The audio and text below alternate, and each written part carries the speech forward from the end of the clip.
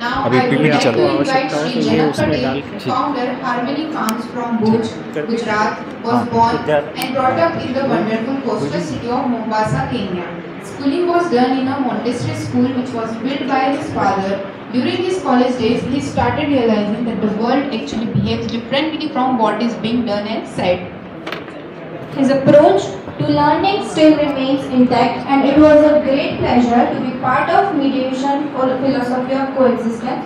I would like to also invite Srimati Shalini Gupta ji, expert speaker, life sciences, mediated philosophy, Bhuj, Gujarat. Ma'am completed her engineering in computer sciences from UIET, Kanpur in 2009 and worked as a software engineer in Bangalore till 2011. She had a deep quest for herself and God since her childhood, so she was inquisitive and met many gurus on her path. She realized that the only work worth doing was education and farming, which she and her husband Janak did from 2014 to 2020. Worked in this field, education, since 2011 while exploring different paths which always ended in mystery. Achieving a state of constant, blessed seemed impossible, which was very frustrating. In November 2015, she got to study mediation philosophy. From a moment she was overwhelmed and mesmerizing. After studying mediation philosophy, she is now practicing and helping others to study it. Please give a huge round of applause for Madam. चलिए भाई, सभी को नमस्ते। आवाज़ आ रही है? पक्का? मुझे तो नहीं आ रही है। मुझे नहीं आ रही है आपकी आवाज़। सभी को नमस्ते। सभी को नमस्ते। बढ़िया। तो आज आप सुबह से 2 सेशंस कर चुके हैं। 2 सेशंस हो गए। क्या क्या बातें आपको ठीक लग रहा है? ठीक चल रहा है? लग रहा है कि बात अपने मतलब की हो रही है, या लग रहा है कि नहीं लग रहा है? लग रहा है? डर के मत बोलिए, आराम से बताइए। नहीं लग रहा तो कोई बात नहीं। जब आपके जैसे मैं कॉलेज में थी तो मुझे भी बड़े थोड़े बोरिंग से लगते थे लेक्चर्स, कि है ना, बोरिंग से लगता है ना लेक्चर से। नहीं लग रहा है बोरिंग? अरे बाप रे, मन में बोरिंग लग रहा है, अच्छा लग रहा है। ठीक है, अगर अच्छा लग रहा है, कितने लोगों को अच्छा लग रहा है? बाय द वे हाथ उठाइए। जितने लोग, ज़बरदस्ती नहीं, जितने लोगों को सच में अच्छा लग रहा है वो हाथ उठाइए। एक्टिवली इन्वॉल्व फील कर रहे हैं अपने आप को। अच्छा, ये बताइए, जिन लोगों ने कहा अच्छा लग रहा है, उनको क्या अच्छा लग रहा है? कौन सी बात है जो आपको लग रहा है कि ये तो बड़ी अच्छी बात कही है? कोई अच्छी बात अभी तक? हाँ, मुझे माइक दीजिए ना प्लीज़। किसी को अभी तक हुई इतनी सारी बातों में कोई बात अच्छी लगी हो तो बताइए। बताएंगे कौन सी बात अच्छी लगी? Please. That we talked about happiness. क्या बात करी हमने अभी तक? How to be happy. How to be happy. How do we be happy? By fulfilling our dreams and success. Success.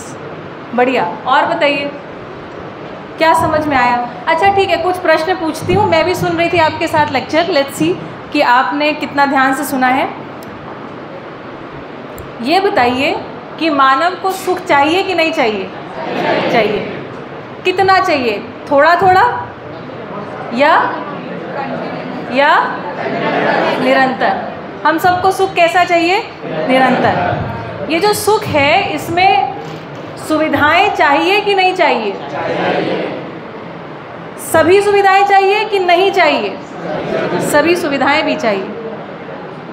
अच्छा, तो सभी सुविधाएं भी चाहिए, सभी संबंध भी चाहिए, बिना इसके काम बनेगा नहीं। समझदारी भी चाहिए। तो इन्होंने कहा 3 चीज़ें चाहिए मैम। एक तो सुविधा चाहिए हमें सारी सुविधाएं। फिर हमको इन्होंने कहा कि हमको संबंध भी चाहिए, और इन्होंने तीसरी बात कही कि हमको समझदारी भी चाहिए। ठीक है, सब चाहिए। पैसा भी चाहिए। पैसा से लाओगे क्या? पैसा क्या करोगे बेटा? सुविधा लाओगे ना पैसे से। नहीं, सभी ने हाँ ये कह रहे हैं कि पैसा भी चाहिए, पैसे से सब कुछ मिल जाएगा। पैसे से सुविधा मिल जाएगी, पैसे से सुविधा नहीं मिलेगी। देखिए, एक बहुत अच्छी बात बोल रहे हैं, कह रहे हैं मैम पैसे से सुविधा नहीं मिलती है। उनकी भी सुन लेते हैं। हाँ बताओ। मैम जैसे सुबह बताया था हमें, तो उसमें मैम सभी बच्चों से सर ने क्वेश्चन किया तो सभी ने एक ही कॉमन चीज बताई कि हाँ। पैसा चाहिए, गाड़ी चाहिए, हाँ। पैसा बताया था और किसी ने समझदारी बताई थी। पर मैम मेरा कहना है कि पैसा आ जाएगा तो वहाँ पर हमें निरंतर सुख भी कैसे मिल जाएगा?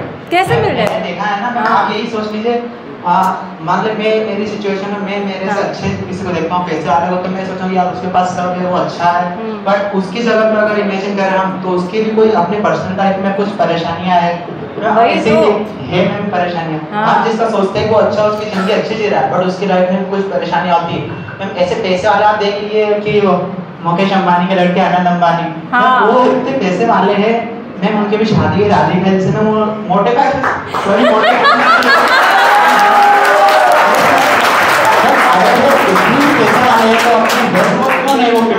एक बार और ताली, एक बार और ताली।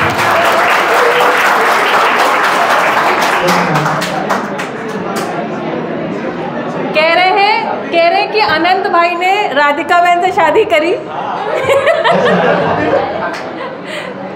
और फिर कह रहे हैं कि जो अंबानी के पास कितना भी पैसा है लेकिन बेटे को स्वास्थ्य तो नहीं मिला, नहीं मिला। क्या मिला? तो कह रहे हैं पैसे से भाई देखिए सभी सुविधाओं से स्वास्थ्य सुनिश्चित नहीं हो रहा है, नहीं हो रहा है ना? Yes ma'am.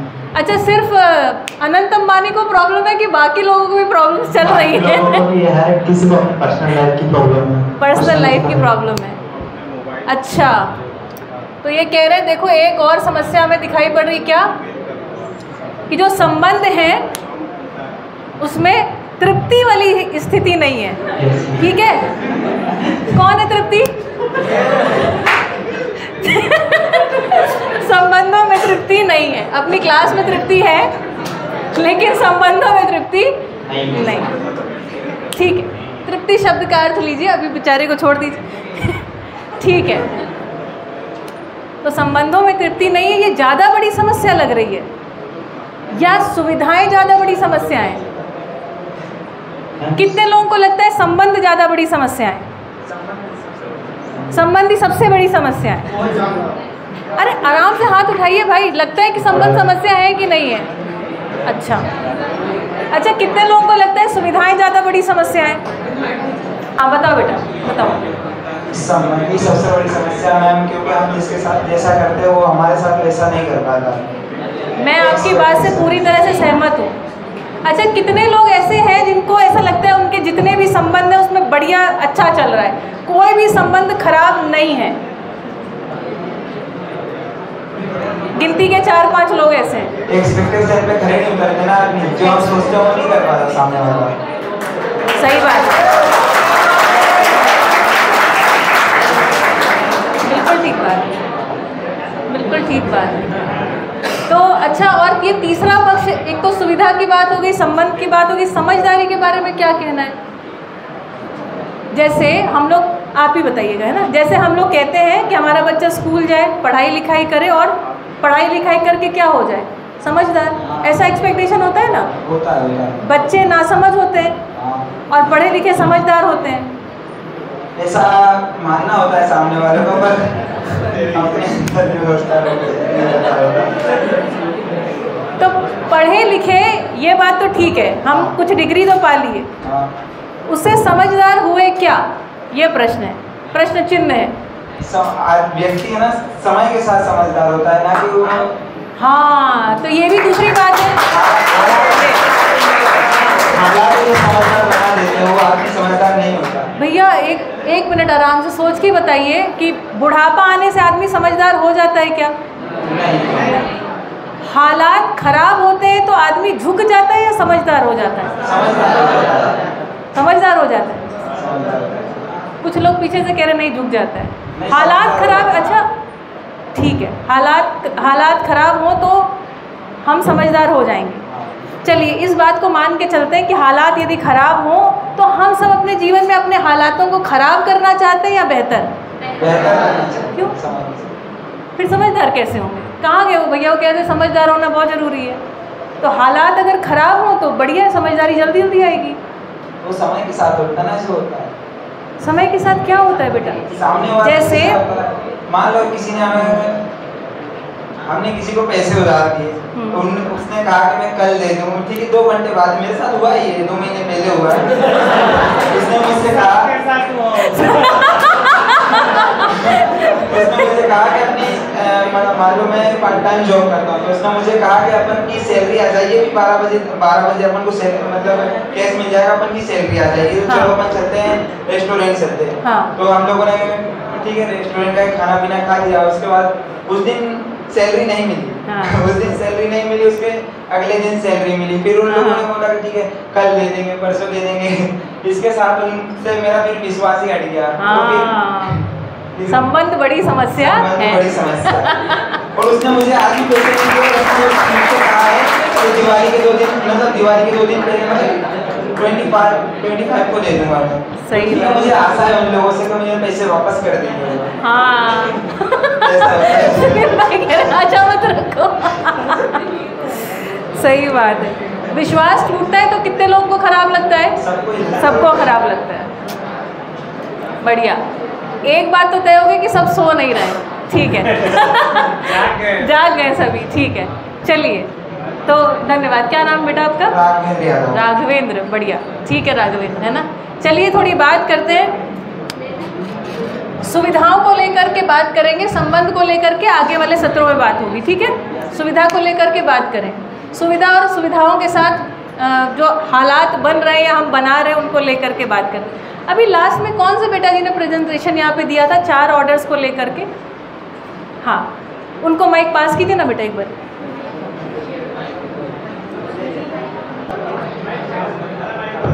नंदनी प्रजापति। नंदनी नाम है आपका, बहुत बढ़िया। तो नंदनी हमें बताएंगे, आप अभी पोस्टर में जो समझा रहे थे हमें बताइए 4 अवस्थाएं कौन सी हैं और पोस्टर आपका किस बारे में था? पोस्टर रिलेशनशिप मतलब बोलिए बोलिए, आराम से बोलिए। उपयोगिता पूरकता के बारे में था।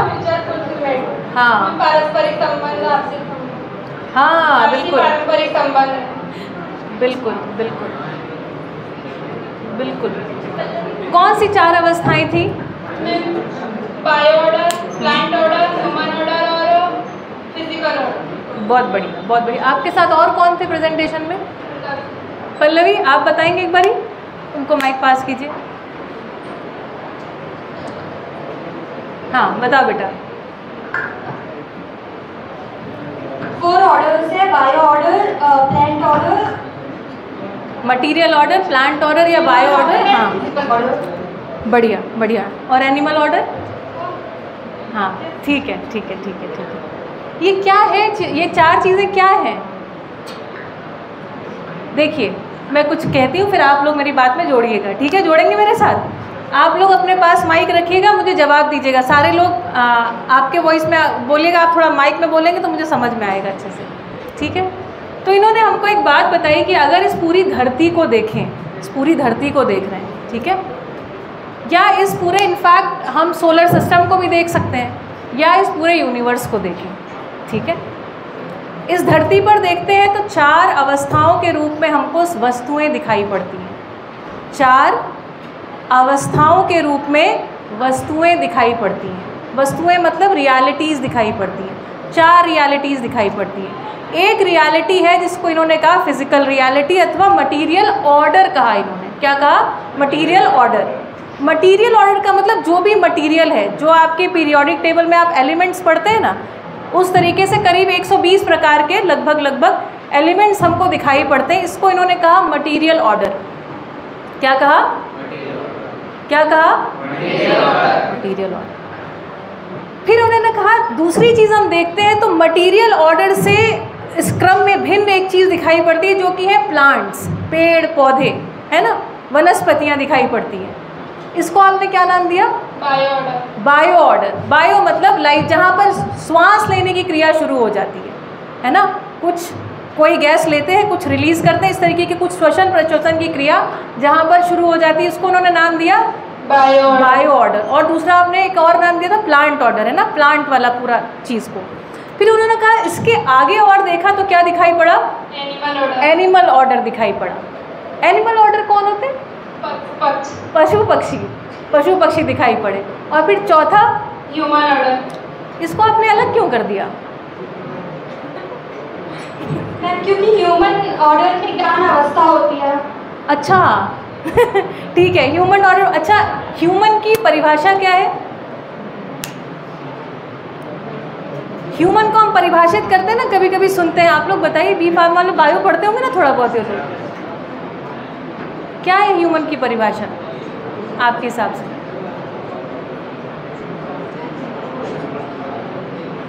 बोलो बोलो बोलो। बोल रहे हैं, सबको पता है एक्चुअली, थोड़ा थोड़ा बोल रहे हैं। अच्छा, मैं कुछ बातें आपसे पूछती हूँ। सोशल एनिमल, ऐसा आपने सुना है? नहीं सुना है? Humans are social animal. तो अगर मैं किसी को बोलूँ कि आप एनिमल हो, ये स्वीकार होता है? तो कह रहे नो मैम। ठीक है। अच्छा, हम लोग सोशल है कि नहीं है, ये स्वीकार होता है। एनिमल है कि नहीं है, ये स्वीकार। तो इन्होंने कहा एक चौथी अवस्था, ठीक है कोई बात नहीं, इस पर और डिटेल में और किन्हीं सत्रों में चर्चा करेंगे, पर इन्होंने कहा एक चौथी अवस्था है जिसको आपने कहा ह्यूमन ऑर्डर। ह्यूमन में और एनिमल में क्या क्या डिफरेंसेस दिखाई पड़ते हैं? आप में से जो भी लोग पार्टिसिपेट करना चाहे हैंड रेज करके पार्टिसिपेट कीजिए। बताइए, ह्यूमंस और एनिमल्स में क्या क्या डिफरेंस दिखाई पड़ते हैं?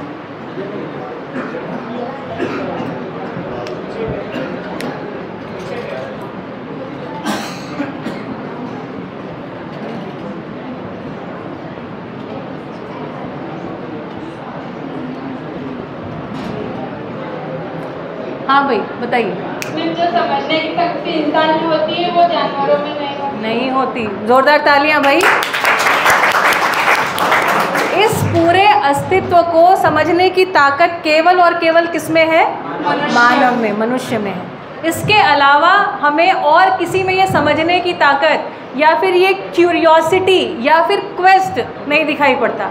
कोई और जीव जानवर हमको आनंद की तलाश में जंगल जाता हुआ दिखाई नहीं पड़ता, है ना? उसको मोक्ष भी नहीं चाहिए, उसको मुक्ति नहीं चाहिए और उसको कुछ समझना भी नहीं है। एक प्रश्न आप लोगों से और है, सोच के जवाब दीजिएगा, किसी अगल बगल मत देखिएगा। और अगर आपको दूसरा वाला आंसर सही लगे तो आप हैंड रेज करिएगा, और अगर पहला वाला आंसर सही लगे तो आप हैंड रेज मत करिएगा। दो ऑप्शन हैं आपके पास। जिंदगी में आपको मुक्ति चाहिए या तृप्ति चाहिए?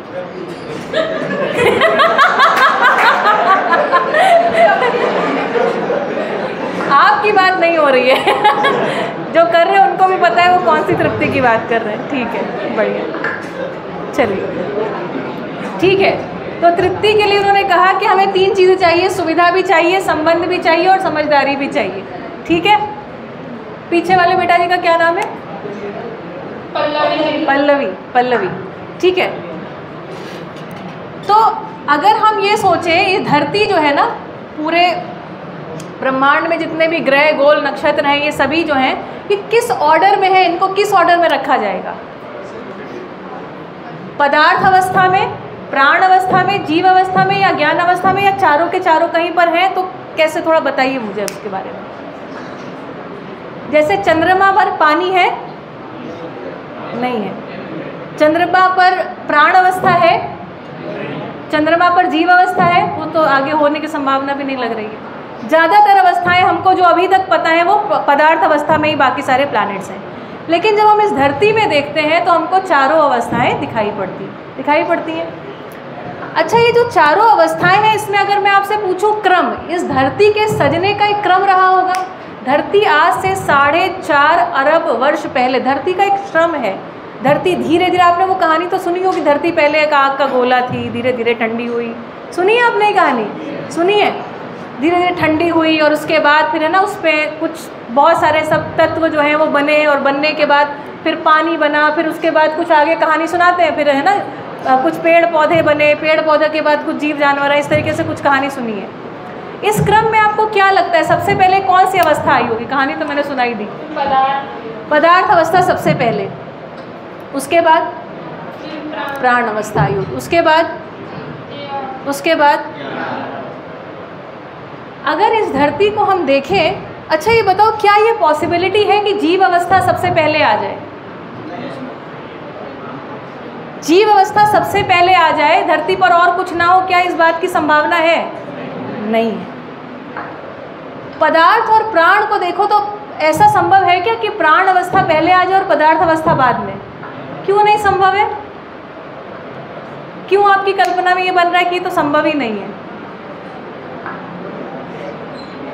आप सभी को पता है, सब आपस में नहीं, आप ही बोलिए या किसी और को माइक दीजिए। हाँ बोलो बोलो बोलो बेटा, आप ही बोलो। अरे भाई कॉमन सेंस है ना, ये पेड़ पौधे जो हैं इनको मिट्टी चाहिए कि नहीं चाहिए, पानी चाहिए कि नहीं चाहिए, हवा चाहिए कि नहीं चाहिए? चाहिए। तो इसके बिना तो ये हो नहीं सकता, ये हमको दिखाई पड़ता है। ठीक है, तो चलिए मैं अभी बैठ जाइए आप दोनों लोग, है ना। मैं थोड़ी सी बात रखती हूँ, उसके बाद आप मुझे बताएंगे। मैं किसी एक से पूछूंगी, आप मुझे वापस रिवाइज करके बताइएगा मैंने आपको क्या बताया। ठीक है, तो मैंने आपसे इतनी बात कही, इस पूरे ब्रह्मांड में यदि देखते हैं तो ज़्यादातर ग्रह गोल नक्षत्र जो हैं वो सभी के सभी पदार्थ अवस्था में दिखाई पड़ते हैं। फिर थोड़ा सा और हम जूम इन करते हैं, अपनी धरती की तरफ आते हैं तो देखते हैं कि यहाँ पर ये चारों अवस्थाएं सजी हुई हैं। क्या है?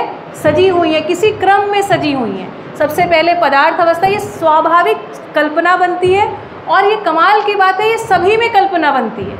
कोई व्यक्ति ऐसा नहीं जो कह रहा है नहीं नहीं ऐसा नहीं होगा, है ना। ये बड़ी मज़ेदार बात है कि हम सभी में, है ना, एक जैसी स्वीकृतियाँ हैं। हम सब में एकता इस रूप में रखी हुई है, हम सब में अखंडता इस रूप में रखी हुई है। जैसे मैं आप सभी से अगर ये प्रश्न पूछूं कि हम सब स्नेह में जीना चाहते हैं या द्वेष में, तो आप में से कितने लोग कहेंगे स्नेह में जीना चाहते हैं? उठाइए हाथ सभी। कितने लोग प्रेम पूर्वक, कितने लोग विश्वास पूर्वक जीना चाहते हैं?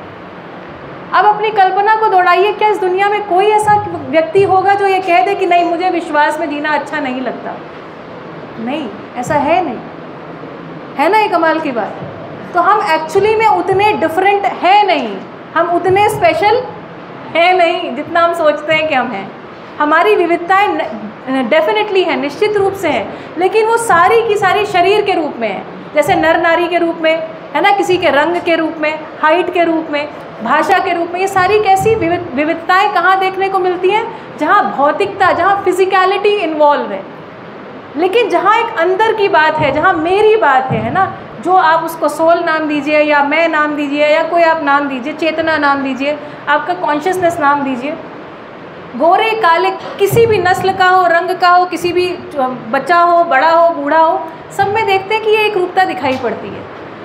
अनुमान लगाने की क्षमता भी हम सभी में एक जैसी ही है। जैसे हमने अपने बारे में सोचा कि मुझे तो विश्वास में जीना अच्छा लगता है, लेकिन मैं साथ साथ ये पूरी धरती पर सभी मानवों के बारे में भी अनुमान लगा सकता हूँ। है ना, ये मज़ेदार बात है कि नहीं है? है मज़ेदार बात, है ना। ठीक है, अच्छा अगर आपको कोई बात ऐसी लगे जो आपको स्ट्राइकिंग लगे तो you can actually clap so that I know. ठीक है ओके, तो मज़ेदार बात है कि हम सब में कल्पनाशीलता अथवा इमेजिनेशन है, और वो इमेजिनेशन हम बहुत दूर तक सोच सकते हैं। कितना दूर तक? सबका सोच सकते हैं, सबका, है ना। वसुधैव कुटुंबकम, इतना हमने सोच लिया, और हमने नहीं, हमारे जाने कितनी पीढ़ी पहले से इस बात को सोच लिया गया कि पूरी वसुधा जो है ना वो कुटुंब के फॉर्म में हो, ऐसी दिखनी चाहिए। परिवार का अर्थ क्या है? परिवार का अर्थ है कि हम सबका ख्याल रखें, उसी को तो परिवार कहते हैं। नहीं तो कहते हैं ऐसे परिवार का क्या फ़ायदा जहाँ कोई किसी की केयर ही नहीं करता। कहते हैं कि नहीं कहते हैं, है ना। तो देखो ये जो चारों अवस्थाएं, इन चारों अवस्थाओं की, इसको हम कह रहे हैं विकास क्रम। ये सभी जो विकसित हुई हैं ये क्रम में विकसित हुई हैं, है ना, विकास क्रम। और ये विकास पूरा हुआ है। ये क्या हुआ है? यहाँ ज्ञान अवस्था तक आते आते, अथवा आदमी के आते आते इस धरती पर, अब हम इवॉल्व होते हुए फर्दर एवोल्यूशन को नोटिस नहीं कर पाते हैं। कर पाते हैं क्या? There is no physical evolution happening any more anywhere in the world any more, है ना। ये बात है कि नहीं है? अच्छा आप मुझे बताइए, पदार्थ में मैं कुछ चीज़ों को रखती हूँ यहाँ पर, जैसे कि मिट्टी, है ना, पानी, हवा, है ना। मिट्टी का मतलब है सभी एलिमेंट, सभी एलिमेंट जितने हम पीरियोडिक टेबल में एलिमेंट सोचते हैं ना, वो सारे के सारे एलिमेंट मिट्टी, क्योंकि वो मिट्टी के फॉर्म पे ही मिलेंगे ना, और तो किसी फॉर्म में नहीं, या किसी और गैशियस स्टेट वगैरह में मिलते होंगे भले। तो मिट्टी, पानी, हवा, इस तरीके की चीज़ें, मिट्टी, मणि, धातु, पत्थर जिसको हम बोलते हैं, तो मिट्टी या पहाड़ के रूप में मिलेंगे, वो भी मिट्टी ही है अल्टीमेटली, है ना। तो मिट्टी का मतलब केवल ये वाली मिट्टी नहीं है, मिट्टी का मतलब सभी जो चीज़ें एलिमेंटल फॉर्म में है उनकी हम बात कर रहे हैं। पदार्थ अवस्था और प्राण अवस्था के यदि संबंध को देखें, एक मैत्री को देखें, जैसे आपने राघवेंद्र भाई, इन्होंने एक अपना बताया कि मित्र से हमारा लेना देना ज़रा ठीक नहीं सेट हुआ, अविश्वास हो गया हमें, और अविश्वास में तृप्ति नहीं है, अविश्वास में सुख नहीं है।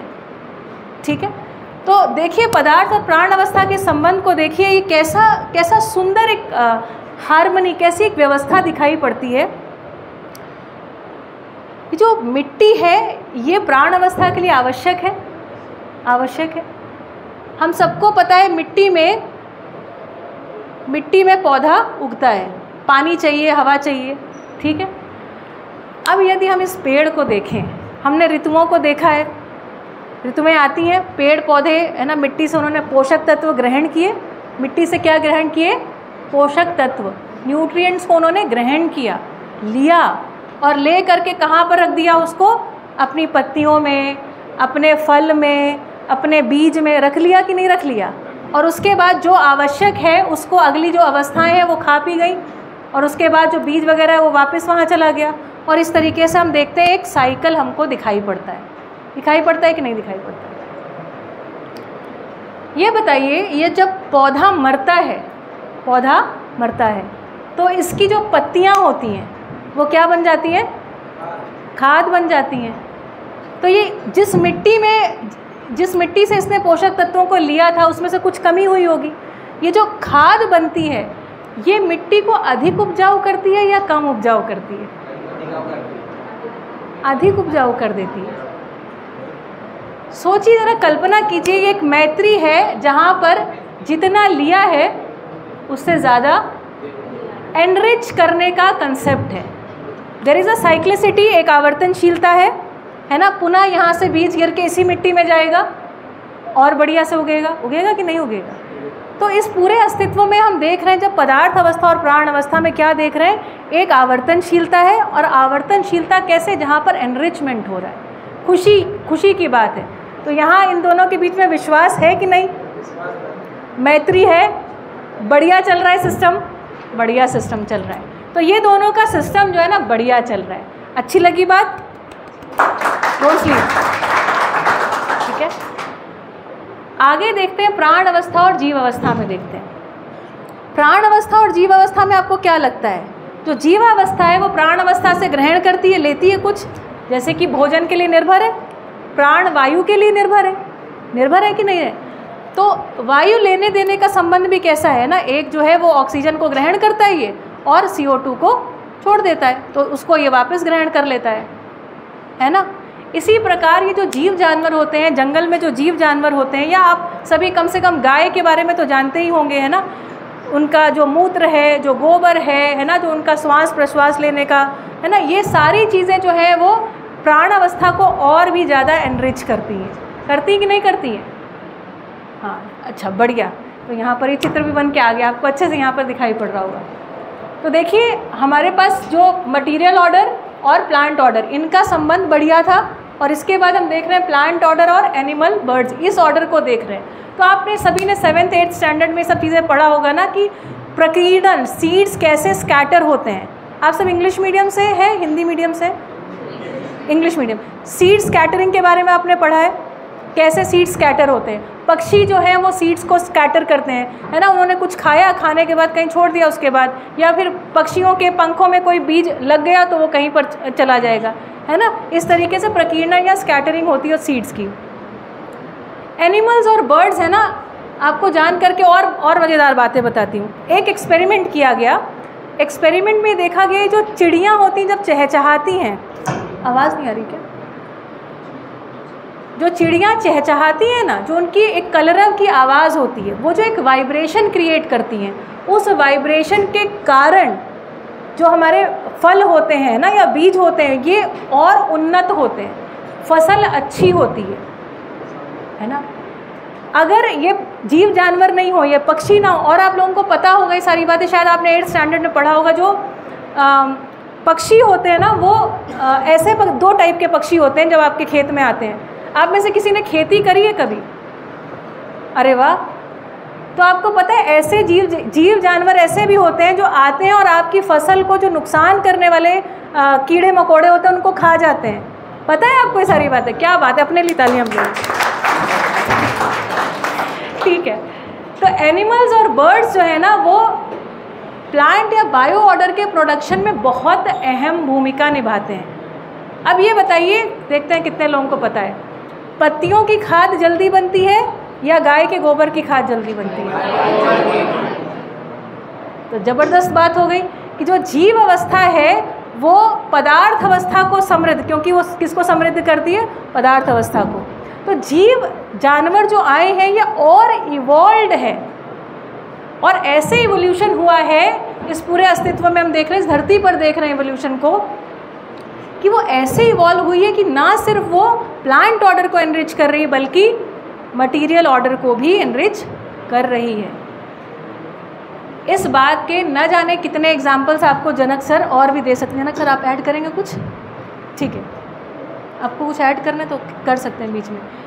हम दोनों ने साथ में मिलकर करीब 6 साल खेती की, फिर हमने करीब 2 साल जो है ना खेती को सिखाया पढ़ाया। जनक सर अभी भी सिखाते हैं, अभी मैं खेती नहीं सिखाती हूँ, अभी जनक सर ही सिखाते हैं।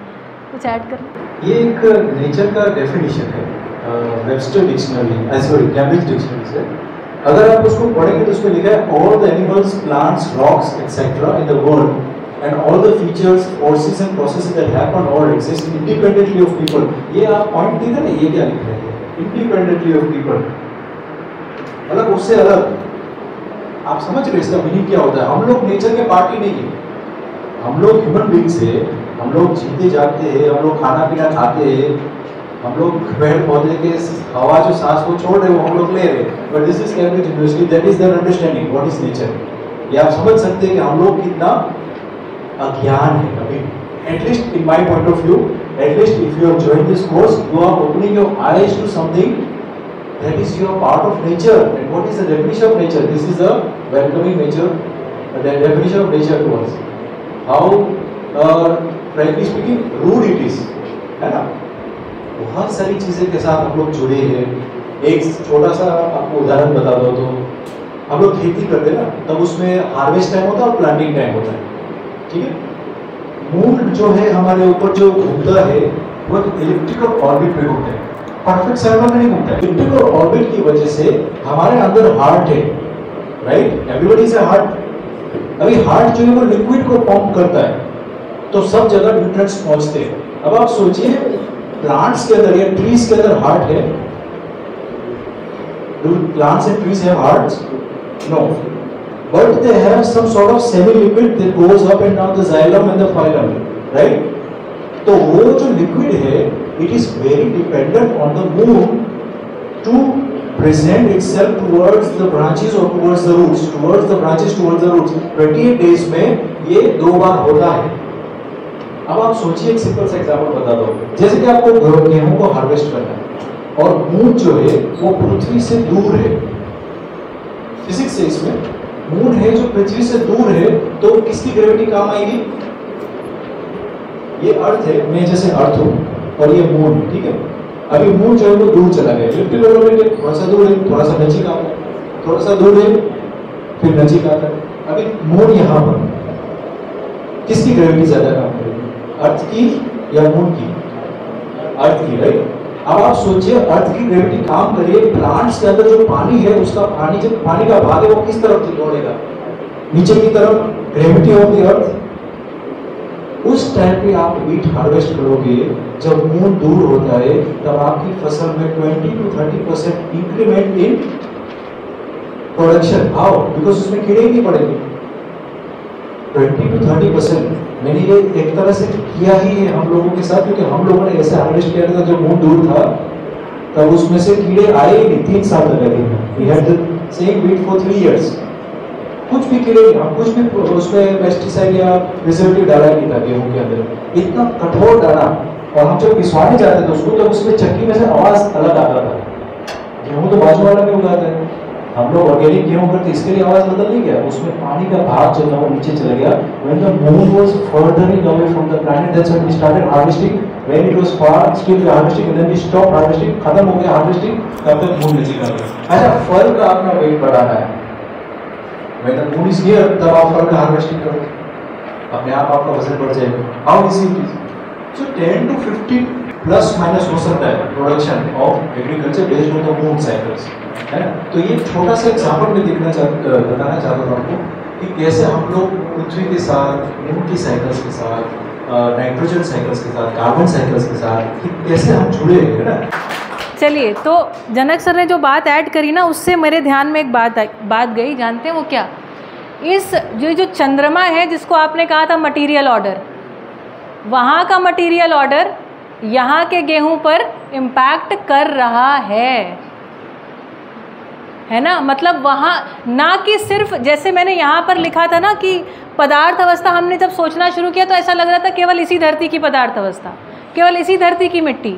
लेकिन अभी क्या पता चला, कहीं दूर यहाँ पर कहीं जहाँ चांद है वहाँ से वो यहाँ पर जो गेहूं है उसको इम्पैक्ट कर रहा है। और इस बात को समझने वाला कौन है? ये ह्यूमन ऑर्डर, आदमी समझ रहा है। और आदमी समझ के क्या करे, उसको समझ में आ रहा है कि अब मुझे इस समय पे जब चंद्रमा जो है वो दूर है तो अब मैं क्या करूं, गेहूं को काट लूं, है ना। और उसके कारण क्या होगा, जो मेरी फसल है वो सुरक्षित रहेगी। उसका उसने सदुपयोग कर लिया, है ना। मज़ेदार बात, बढ़िया। चलिए, तो हमने 3 अवस्थाओं की बात करी और इस धरती पर 3 अवस्थाओं की बात करी, और हमने साथ में ये भी बात करी कि ना कि सिर्फ इस धरती, है ना, ये धरती भी किसकी अविभाज्यता में, पूरे प्लैनेट की अविभाज्यता में। सन का इम्पैक्ट इस धरती पर है कि नहीं? Is it possible to have life without sun? Yes और no? No, not at all, not at all, है ना। तो सन का भी इम्पैक्ट इस धरती पर। अच्छा, अगला क्वेश्चन, क्या इस धरती का इम्पैक्ट सन पर है? आराम से सोच के बताइए। नहीं है?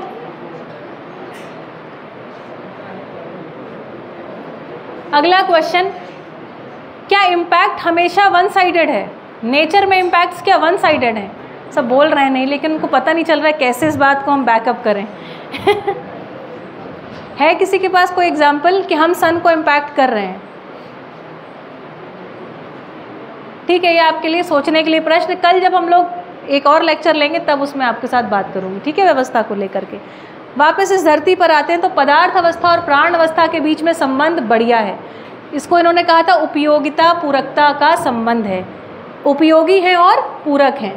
प्राण अवस्था और जीव अवस्था में देखा तो क्या देखा कि ये भी कैसे हैं, परस्पर उपयोगी और पूरक हैं। जीव अवस्था और पदार्थ अवस्था को भी देखा, है ना। जैसे मैंने बताया, मल मूत्र श्वास आदि सभी चीज़ें जो हैं वो पदार्थ अवस्था के लिए पुनः उपयोगी हैं। तो इन तीनों का संबंध कैसा है? बड़ा एक हार्मोनियस संबंध है। सबसे पहले पदार्थ आपने ही बताया, दूसरे उसके बाद प्राण और उसके बाद जीव अवस्था। इस तरीके से एक विकास क्रम देखने को मिल रहा है। और उसके बाद चौथी अवस्था आई है ज्ञान अवस्था। ज्ञान का प्यासा मानव, जानने का, समझने का प्यासा मानव।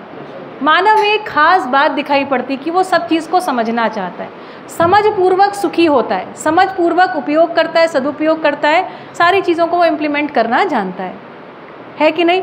आदमी में एक और ख़ास बात दिखाई पड़ती है। आदमी के शरीर का जो डिज़ाइन है ना, वो इस तरीके से है कि उसके मन में कुछ आकार बनते हैं। क्या बनते हैं? मन में आकार, इमेजिनेशन होती है। और उस इमेजिनेशन को रियलिटी में बदलने की ताकत भी आदमी के पास है कि नहीं है? आज से 1.5 करोड़ साल पहले चिड़िया का घोंसला जैसा था वैसा ही आज भी है, लेकिन आदमी का घर बदल रहा है। बदल रहा है कि नहीं बदल रहा है? ठीक है, आदमी में कल्पनाशीलता है। उसके मन में जो आकार बनते हैं उसको वो साकार कर लेता है। मनाकार को साकार करने वाला, ये है ज्ञान अवस्था, है ना। और वो क्या चाहता है? सब कुछ को समझना चाहता है। कोई भी चीज़ है ना, वो कहता है, आप में से कितने लोगों को अगर मैं सच में पूछूं, ऐसा लगता है कि कोई भी ऐसी बात है जो आपको समझ में नहीं आएगी? मुझे कभी ऐसा नहीं लगता है। मुझे लगता है मुझे सब समझ में आ जाएगा, सिर्फ सही से समझाने वाला टीचर हो तो। ऐसा लगता है कि नहीं लगता है? हाथ उठाइए। ये विश्वास है ना कि हम सब समझ सकते हैं? बिल्कुल, है ना, बढ़िया। अच्छा, आप देखिए, प्राण अवस्था के लिए पदार्थ अवस्था जरूरी थी, ज़रूरी थी। उसने उसके साथ बढ़िया संबंध मेंटेन किया। जीव अवस्था के लिए प्राण अवस्था, पदार्थ अवस्था जरूरी थी, संबंध बढ़िया मेंटेन किया। इस ज्ञान अवस्था की इकाई को देखिए। आज उसकी हालत को देखते हैं थोड़ा सा। टाइम हो गया क्या? ठीक है, 5 मिनट।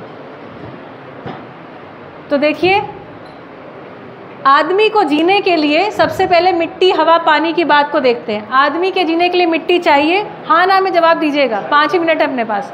मिट्टी चाहिए? हाँ। मिट्टी चाहिए?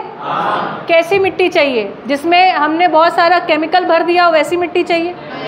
उपजाऊ मिट्टी चाहिए कि नहीं चाहिए? मिट्टी कैसी चाहिए? उपजाऊ चाहिए, उर्वरक चाहिए। पानी कैसा चाहिए? शुद्ध, स्वच्छ, बढ़िया पानी। क्या इस धरती पर स्वच्छ पानी की व्यवस्था थी या है या बनी हुई है? कोई एक आवर्तनशीलता, कोई जल चक्र आपने पढ़ा है जिससे पानी अपने आप पहुंच रहा है जहाँ चाहिए? वो है।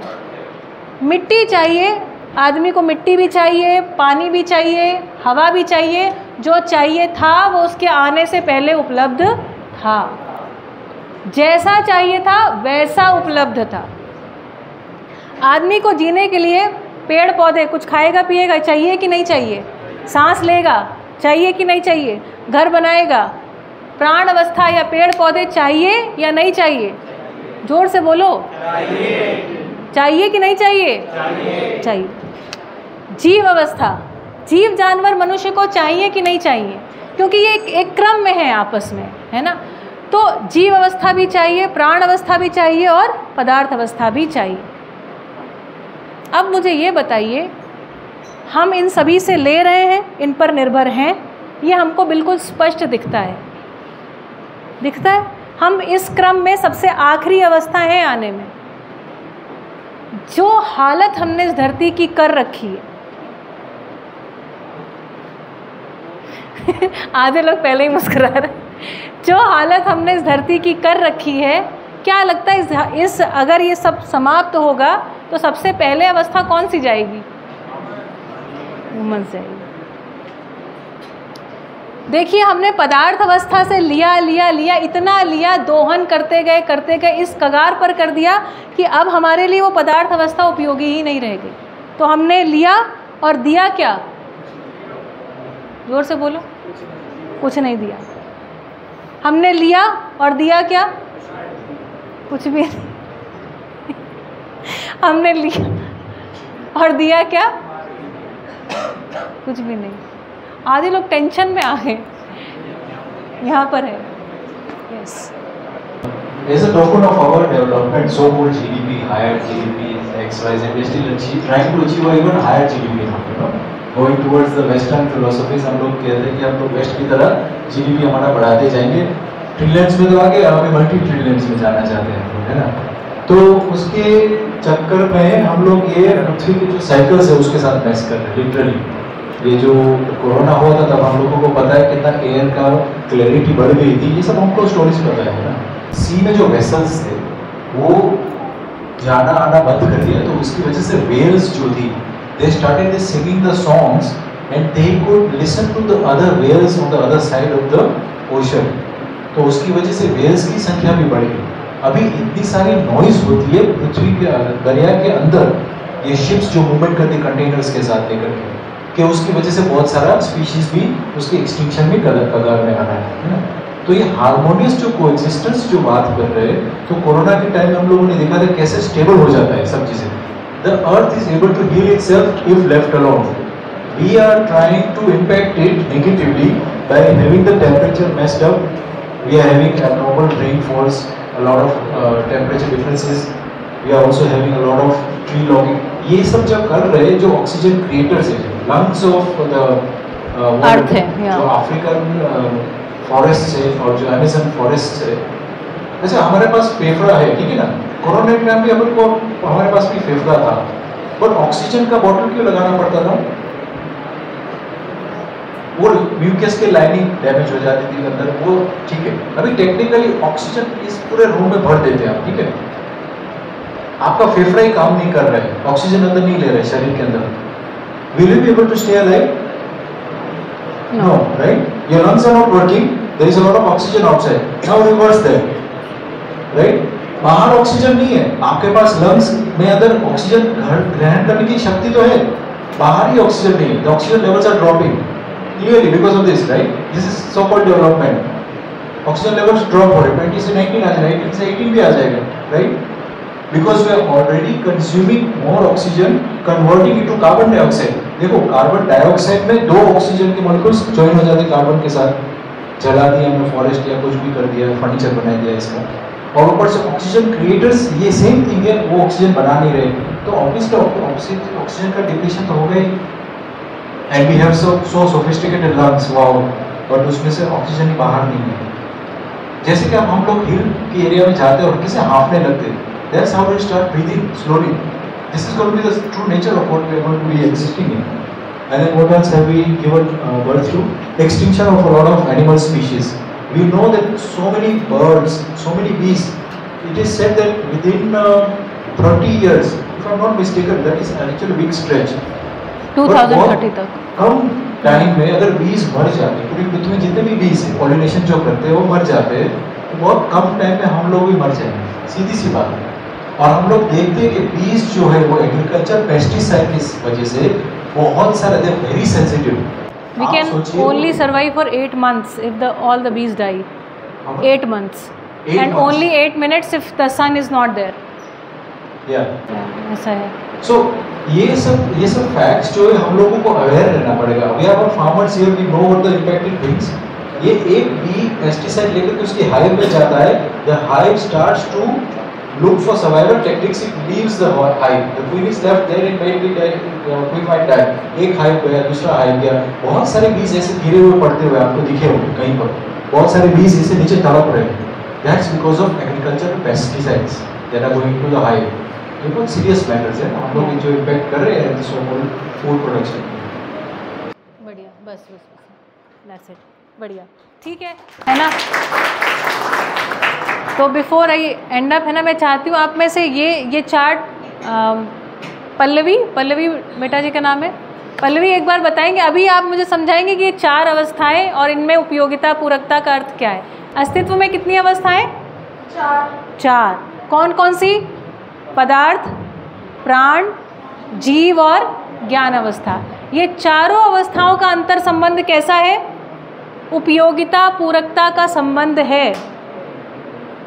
मानव को ये जो उसके जीने के लिए आवश्यक है ना, वो मिला है, सिर्फ उसको समझ करके सही से बनाए रखना, इतना काम है आदमी का, और वो भी हम ठीक से नहीं कर पा रहे हैं. ये दुख की बात है कि नहीं है? मैं आपको एक छोटी सी बात बोलूं, मैं कभी कभी सोचती हूँ, देखिए जैसे एक एग्जांपल देती हूँ, जैसे मैं एक बहुत अच्छी व्यक्ति हूँ ना, और मेरी ज़िंदगी का लक्ष्य है कि मुझे इस दुनिया में कुछ गलत काम नहीं करना, और मैं जंगल चली जाती हूँ, तपस्या साधना कुछ करती हूँ, है ना, लेकिन मुझे मोक्ष नहीं होता, हो सकता है मतलब कुछ कमी रहेगी वो मेरी साधना में, लेकिन मेरे कर्म ठीक ठाक हैं, और मैं अगले जन्म में, अगर आप अगले जन्म में विश्वास रखते हैं, जैसे मैं एक कहानी में रखती हूँ अगले जन्म में विश्वास, और मैं आती हूँ, किसी कारणवश मेरा जन्म कहीं होता है, जैसे मेरा जन्म, जैसे इसी जन्म में मेरा जन्म कानपुर सिटी में हुआ. कानपुर जो है, जब मैं कॉलेज में थी वो पोल्यूशन में 7वें नंबर पे था. पोल्यूशन में इंडिया में जो सिटीज़ हैं उसमें 7वां नंबर आया था. पता नहीं इंडिया में था या विश्व में था, मुझे नहीं पता. बहुत पोल्यूटेड सिटी. अब मैंने कितने भी अच्छे पुण्य काम किए हों, ठीक है, लेकिन इस गंदी हवा में सांस लेना मेरी बाध्यता है कि नहीं है? मेरी बाध्यता है. It is a compulsion. मैंने कितने भी अच्छे पुण्य क्यों, मुझे अलग से हवा नहीं अवेलेबल है. ये बेटा इतना सोच रहे, आपको समझ आ रही है ना कितनी बड़ी बात मैं कह रही हूँ? अच्छा, मैंने कितने भी ज़्यादा पुण्य किए हों, अगले जन्म में आऊँ तो मुझे अच्छा पानी अवेलेबल होगा, और वो अगला जन्म आप ही लोग हैं. आपकी जो पिछले पीढ़ी है ना, जिसने इतना सारा इंडस्ट्रियलाइजेशन किया है, किसके नाम पर? विकास के नाम पर, डेवलपमेंट के नाम पर पोल्यूशन कर दिया. अब जितनी समस्याएं हैं वो आपके इससे आई हैं, समस्याएं सॉल्व करना. या हालांकि मैं मानती हूँ कि यह अन्याय है, मैं मानती हूँ यह अन्याय है ना, लेकिन ये बड़ी मज़ेदार बात है कि जो प्लास्टिक की बॉटल्स में हम पानी पी रहे हैं, और ये कचरा अगर आपने मूवी है you know what is this movie, living our way to extinction, क्या eating our way to extinction, ऐसी एक बड़ी अच्छी फिल्म है, आप देखिएगा, यूट्यूब पर अवेलेबल है मूवी, इट्स अ डॉक्यूमेंट्री। जो कचरा ये समुद्र में जाता है ना, जानते हैं कि प्लास्टिक की बोतल कितने समय तक इस प्लैनेट पे रहेगी? अंदाज़ा है आपको प्लास्टिक कितने टाइम में डिके होता है? लगभग ये वाली बॉटल्स जो है 700 साल रहेंगी। और ये मानते हुए कि आदमी मर नहीं जाएगा, आदमी की पीढ़ी आगे चलेगी, कितनी पीढ़ियाँ हो गई? 8 to 9, अगले 8 से 10 पीढ़ियों को हमने कर्ज कर दिया। मैं किसी को ब्लेम नहीं कर रही हूँ, मैं सिर्फ कह रही हूँ ये नासमझी की थोड़ी सी बात है। इसको समझते ही आदमी सुधार कर लेगा, समझ करके आदमी सही करता ही है, ऐसा मुझे लगता है। जैसे कि अगर मैं आप सबसे पूछूं 2 और 2 कितना होता है? कितना? 5? सुनाई नहीं पड़ रहा। 2 और 2 कितना? कोई 5 कह पा रहा है? पीछे कोई कह रहा है? पीछे 5? कोई नहीं कह रहा 5। 2 और 2 4। आदमी की ताकत नहीं है, चूंकि आपको जोड़ना आता है ना, आप 2 और 2 5 कह नहीं पाएंगे। आप 5 बोलेंगे भी ना, आपको अंदर से नहीं 4 होता है, थोड़ी मस्ती के लिए 5 बोल देता हूँ, इतना ही कर पाएंगे आप। आदमी को एक बार सही समझ में आ गया ना, तो वो सही को भुला नहीं सकता। सही को समझने की थोड़ी सी बात है। आप में से कितने लोगों को ये पता है कि हमारी जो इकोनॉमी है ये एक ऑयल बेस्ड इकोनॉमी है? नहीं पता है, कोई बात नहीं, छोड़ दीजिए इस बात को, अपन दूसरी तरीके से इस बात को बोलते हैं। आपको पता है कुछ एक कंट्रीज़ हैं जो आपस में लड़ाई कर रहे हैं ऑयल के लिए, ये पता है आपको? ये पता है, कुछ लोगों को पता है। अच्छा ये बताइए, इस धरती ऑयल कहाँ से बारिश होती है? ऑयल की क्या ऑयल निकलता कहाँ से? कहाँ से? ज़मीन से, ज़मीन के अंदर से। ज़मीन के अंदर ऑयल है, ज़मीन के अंदर कोल है ना, कोल पेट्रोलियम ये सब ज़मीन के अंदर है चीज़ें, ठीक है। आपको क्या लगता है क्यों है वो ज़मीन के अंदर? जो पुराने जो जीव जंतु मर गए थे, हाँ, वो उनके अस्तित्व से बने हुए। बिल्कुल सही, इन्होंने कहा वो फॉसिल फ्यूल्स हैं जो जीवाश्म हैं, ये जो पहले जो जीव जानवर मर गए होंगे और दब गए होंगे, है ना, बड़े बड़े ऊंचे ऊंचे कई किलोमीटर लंबे ऊंचे पेड़ होते थे जो दब गए ना, उसके वजह से कह रहे हैं फॉसिल फ्यूल्स। बेटा माइक ले लो, है ना, तो सबको सुनाई पड़े। हाँ मेरी भी आवाज़। हाँ हाँ, फॉसिल फ्यूल्स डेड और डिकेइंग पार्ट्स जो ऑर्गेनिजम्स के होते हैं, फॉर एग्जांपल बोन्स वगैरह, करेक्ट, उससे वो ऑयल बनता है। हाँ बिल्कुल बिल्कुल, है ना। कुल मिलाकर अर्थ का इतना प्रेशर था कि उसमें से सब तेल निकल गया, उसी वही तेल है, उसी को बोल रहे हैं फॉसिल फ्यूल्स। ऐसा ही है, मुझे भी ऐसी बड़ी मज़ेदार लगती है सारी बातें। मतलब धरती पलट गई होगी और इतना वजन है कि उसमें से उसका तेल निकल गया। अच्छा ये बताइए, तेल धरती के अंदर जो है ये धरती में कुछ भागीदारी कर रही है, आपको पता है? मतलब धरती के बेटरमेंट में, है ना, for the betterment of earth, इसका कोई भागीदारी है?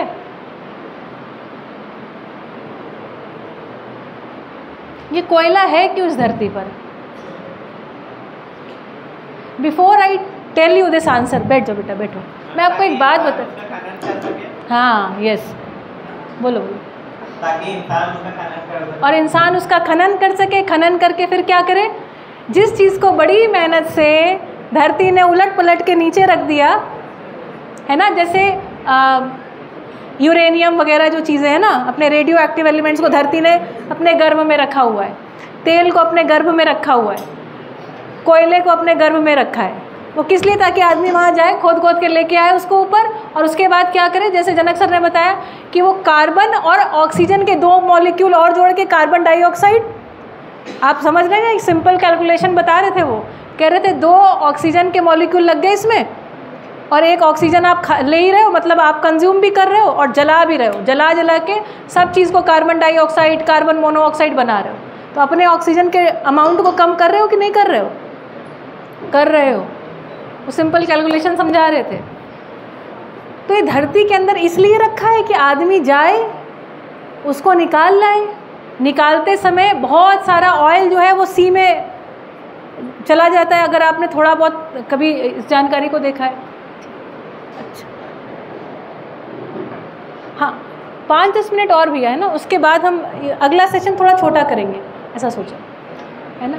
ये बात को पूरा करते हैं। तो ऑयल और ये सागर को गंदा करे, वहाँ पे बहुत सारी मछलियाँ मर जाए, उसके बाद उसको लेके आए, लेके आने के बाद उसमें लड़ाई झगड़ा हो, लड़ाई झगड़ा करने के बाद तेल मिले लोगों को, फिर उससे वो जहाँ चाहे वहाँ जाए, उससे पूरा वातावरण खराब हो, इसलिए रखा है ज़मीन पे।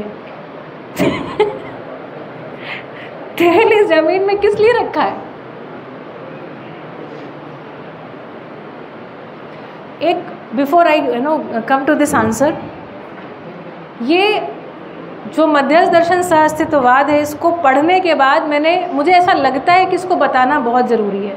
क्यों मुझे ऐसा लगता है? क्योंकि मैंने भी, आप B.Pharm कर रहे हैं, मैंने इंजीनियरिंग किया है, मैं पढ़ने में भी ठीक ठाक अच्छी थी, है ना। मैंने बहुत सारी चीज़ें पढ़ा ली, मुझे लगभग काफ़ी चीज़ें समझ में आती थी, लेकिन मुझे एक चीज़ ये समझ में आई, इतनी पढ़ाई करने से ना मेरा जीना नहीं ठीक है। मतलब मुझे कहीं ना कहीं इस पूरे पोल्यूशन में भागीदार होना पड़ रहा है, और मैं अकेले ना सब चीज़ें सही नहीं कर सकती हूँ। मतलब मुझे एक प्लास्टिक पैकेज पानी को पीना पड़ेगा, क्योंकि जो सिस्टम अभी क्रिएट हुआ है, मुझे ये जो सिस्टम क्रिएट हुआ है इसमें नौकरी करना पड़ेगा। मैं अपने घर से दूर नहीं जाना चाहती हूँ, मुझे जाना पड़ेगा। हमें कॉम्पीट करना पड़ेगा एक दूसरे के अगेंस्ट, दोस्तियाँ हमको ख़राब करनी पड़ेंगी। और वो मेरी पीड़ा थी, मेरी वो व्यक्तिगत पीड़ा थी एक समय पर कि ये मुझे ऐसा क्यों जीना पड़ेगा, मुझे वैसा नहीं जीना था। तो उसके उत्तर ढूंढते ढूंढते हम यहाँ तक पहुँच गए। तो इसी तरीके से हमको ना फ्रैक्शनल डिस्टिलेशन पढ़ाया गया था, आपको भी पढ़ाया गया होगा, ये सब पढ़ाया गया, सारी दुनिया भर की जानकारी हमको दी गई, कुछ बातें हमको नहीं बताई गई, या उनको पता नहीं होंगे, हम ऐसा भी मान सकते हैं। तो बेटा जो धरती है ना, इस धरती में प्रत्येक वस्तु किसी प्रयोजन से है, और किसी प्रयोजन विहीन विधि से कोई भी चीज़ नहीं है। इन चीज़ों की डिटेलिंग हम और जानेंगे, जानते रहेंगे, थोड़ा लंबा चलेगा जब आपके सत्र। तो ये जो कोयला होता है ना, आपको पता है सूर्य क्या है? गर्म है। सूरज से धरती पर क्या होती है? ऊष्मा आती है। अपने पास एक ओजोन लेयर है, सवेरे बता रहे थे ना आपको, है ना, ओजोन लेयर है, 95% रिफ्लेक्शन कर देती है, 5% ऊष्मा को अब्जॉर्ब करती है। उसमें जो 5% आती है, ये धरती पर सभी लोगों को, मैंने बताया 8 मिनट से ज़्यादा हम जिंदा नहीं रह पाएंगे बिना सूरज के, लेकिन सूरज तो हमको 12 घंटे दिखता है केवल, है ना।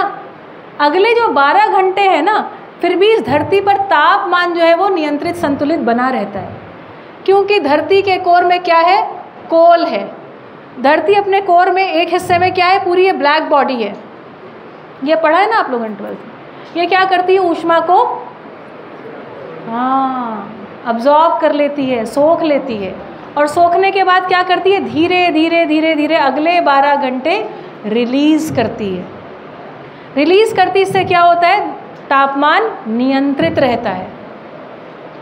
इसी तरीके से, है ना, अभी इसकी एक कोई बात नहीं, इसमें बहुत सारी बात है। इसी तरीके से जो हमारे पास ऑयल है, oil works as a shock absorber, shock absorb करता है धरती में, है ना।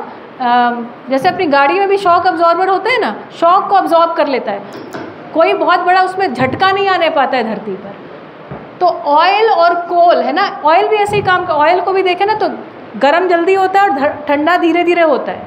तो कोल और ऑयल इस धरती में ताप संतुलन को बनाए रखते हैं। बढ़िया बात। Coal and petroleum contribute to regulation of temperature of this earth.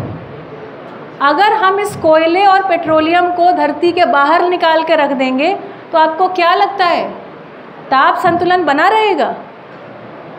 Coal and petroleum को बाहर निकालते जाना, इस तरीके से माइनिंग करते जाना, ये विधि नहीं है। This is the cause of climate change. और आपको एक आखिरी अच्छी बात बताती हूँ। मैंने इस बात को सोचा, ठीक है, क्योंकि हम दोनों फार्मर्स हैं ना, फार्मर अभी कई सारे टाइटल्स मिले हैं over the period of time, लेकिन हमने फार्मिंग किया तो मैंने सोचा लेकिन आदमी की तो ज़रूरत है ना ऑयल, आदमी को तेल तो चाहिए। जानते हैं इस प्रकृति में, प्रकृति की देन देखिए कितनी खूबसूरत है कि नैनो टेक्नोलॉजी का नाम सुना है आपने? तिल का सीड कितना बड़ा होता है? इतना सा। उसको आप प्लांट करते हैं ना, 4 महीने के बाद एक तिल में से कम नहीं तो मुझे लगता है 10,000 तिल के बीज बनते होंगे।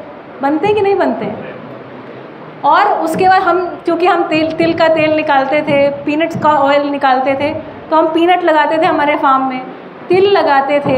एरंड जानते हैं? कैस्टर को आप एक बीज डालते हैं, उसमें से भी बहुत सारे बीज होते हैं, तो हमारे फार्म में वो भी होता था। तो अब मुझे बताइए कि ये जो छोटे छोटे नन्हे सीड हैं, ये तिल या पीनट या मूंगफली या फिर एरंड, ये सभी तेल की फैक्ट्री हैं कि नहीं है? मानव की आवश्यकता तेल है, तेल के लिए उसकी आवश्यकता को पूरी करने के लिए वस्तु भी उपलब्ध है। बढ़िया, इन बातों को और डिटेल में करेंगे आगे आने वाले सत्रों में। अभी तक के लिए इतना ही। आप में से मुझे 2 लोग कोई बताएं उनको कौन सी बातें अच्छी लगी, then our this session is over, है ना?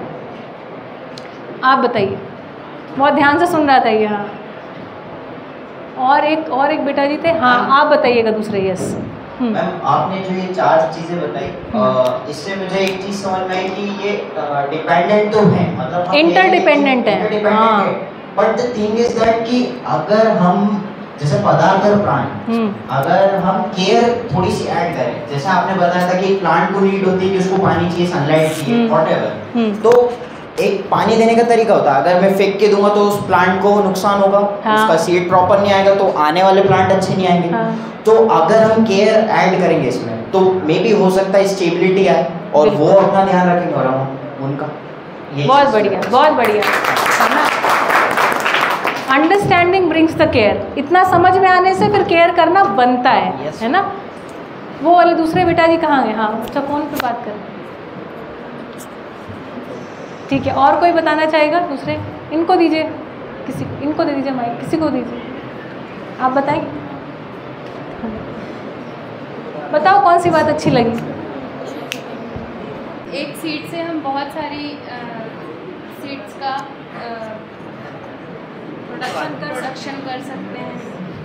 और जैसे एक अच्छा इंसान बहुत सारे लोगों को अपने साथ अच्छा बना सकता है।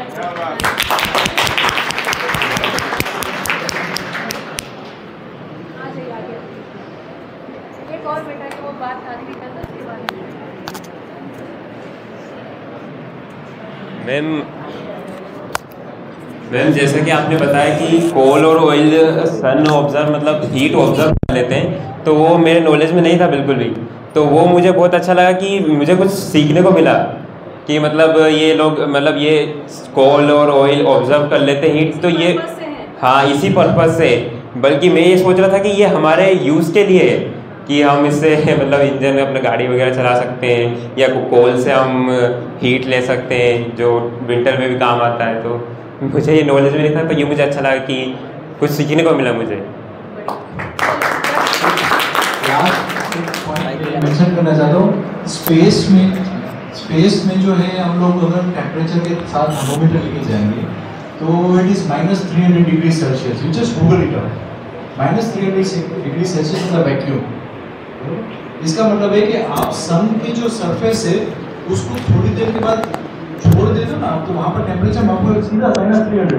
यहाँ पर सन है, यहाँ पर स्पेस है, वहाँ स्पेस की जगह पर आप थर्मोमीटर लगाओगे, क्योंकि वैक्यूम है, कुछ भी उसमें बीच में मीडियम नहीं है, transfer the heat is not be transferred है। पर पृथ्वी जो है वो पूरी सरफेस है उसकी, वो हीट अप होती है, उसकी वजह से एक -300 डिग्रीज का, you know what is the temperature of a deep freezer? Who can guess? Ice cream की जो बर्फ की जो जमात है, आइसक्रीम नहीं, -5 -10, दैट्स ऑल। -10 में बहुत कठिन हो जाती है आइसक्रीम भी, क्रीम है वो भी कठिन हो जाती है। सोचिए, पानी तो जम जाता है 0 डिग्री, 1 डिग्री, -1 -2, राइट? ये -10 डिग्रीज में आइसक्रीम को छोड़िए, वहाँ से टाइट हो जाती है, बिल्कुल उसको स्कूप भी नहीं कर सकते। This space is outside is -300 degrees. So you can imagine अगर सन नहीं होता है सही में कितने हम लोग, और आपने मूवीज में देखा होगा, उसका वो वाइजर टूट जाता है और सीधा उसका फेस जमना स्टार्ट हो जाता है। because that is the temperature which is out there, -300. You can imagine कितना बस इतना ही